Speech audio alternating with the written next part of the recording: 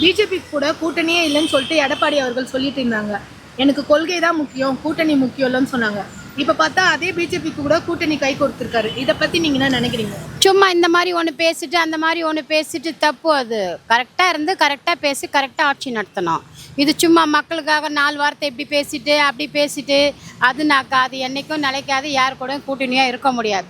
நிலையா எந்த கரெக்டாக செஞ்சாங்கனாக்கா அது கூட்டணியாக வந்தால் கூட அது நான் கூட்டணியாக அமைக்கலாம். இந்த மாதிரி சும்மா இந்த பக்கம் 4 வார்த்தை அந்த பக்கம் 4 வார்த்தை அவங்க சமயம் தகுந்த மாதிரிலாம் நடந்துக்கக்கூடாது. அதெல்லாம் தப்பு. அது மக்களை வந்து கௌரவ் பண்ணலான்னா மக்கள் யாரோ ஒன்று கௌரவ் ஆக மாட்டாங்க. அவங்கவுங்களுக்கு இன்னும் மூளை இல்லாதவா இருக்குது.